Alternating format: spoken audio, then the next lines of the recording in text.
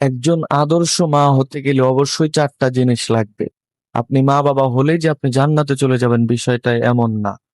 কেননা একজন সন্তানের মূল বিশ্ববিদ্যালয় হচ্ছে তার মা। কেননা সর্বপ্রথম সে তার ভাষা থেকে নিয়ে শুরু করে সমস্ত কিছু তার মায়ের কাছ থেকে শেখে।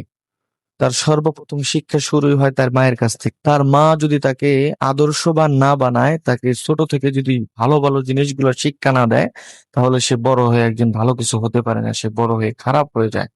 এই জন্য একজন সন্তানের সর্বপ্রথম মূল বিশ্ববিদ্যালয় হচ্ছে তার মা। তার মা যদি তাকে ছোট থেকে ভালো কিছু শিক্ষা দিতে পারে, অবশ্যই সে ভালো কিছুই হবে। এই জন্য মায়েদের অবশ্যই এই 4টা জিনিস খেয়াল রাখতে হবে, এই 4টা জিনিসের ব্যাপারে প্রচুর পরিমাণে গুরুত্ব দিতে হবে। এর ভিতরে 1 নম্বরে হচ্ছে ছোট থেকেই আপনাকে ধর্মীয় শিক্ষা দিতে হবে। আপনার সন্তানকে আপনি জেনারেল শিক্ষা করান আর যেই শিক্ষা করানোর কোনো সমস্যা নাই, তবে ছোট থেকে আপনার কাছ থেকে ধর্মীয় যে শিক্ষা আছে, আপনি যেই ধর্মেরই হন না কেন সেই ধর্মীয় শিক্ষাটা আপনার দিতে হবে। নামাজ কিভাবে পড়তে হয় সেটা শিখাতে হবে, কোরআনুল কারিমের তেলাওয়াত কিভাবে করতে হয় সেটা শিক্ষা দিতে হবে, এবং ইসলামের যে বিধিবিধানগুলো আছে সেগুলা তাকে সর্বপ্রথম অবস্থায় ধর্মীয় শিক্ষাগুলো দিতে হবে। এটা হচ্ছে মায়েদের 1 নম্বর কাজ। আদর্শ মায়েদের 1 নম্বর কাজ হচ্ছে এটা। দ্বিতীয় নাম্বার যে কাজ সেটা হচ্ছে তাকে আদব শিক্ষা দিতে হবে। আমরা অনেক সময় কি করি, যে আমরা শিক্ষকদের উপর ছেড়ে দিই যে শিক্ষকরা আদব শিখাবে।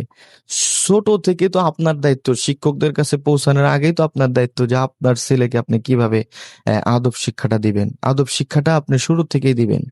আদব শিক্ষাটা যদি আপনি শুরু থেকে না দিতে পারেন, একটু বয়স হলেই দেখা যাবে আপনার সাথে বেয়াদবি শুরু করে দিবে, আপনার কথাবার্তা শুনতে চাইবে না, তখন তাকে আর আদববান বানাইতে চাইলেও তাকে আর আদববান বানাইতে পারবেন না।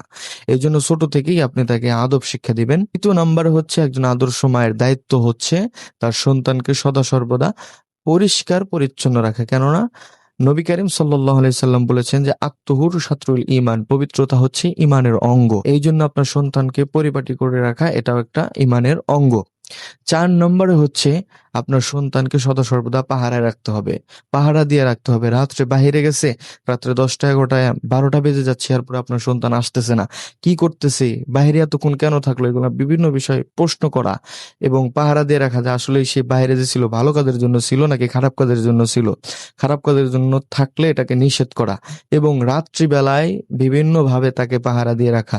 আপনার ছেলে আপনার পাশের রুমে আছে, গেট লাগিয়ে আছে, এরপরে আপনি একটু নজর রাখা যে কোনো খারাপ কাজের মধ্যে সে লিপ্ত হয়ে যাচ্ছে কিনা, এই বিষয়গুলো একটু পাহারা দিয়ে রাখা।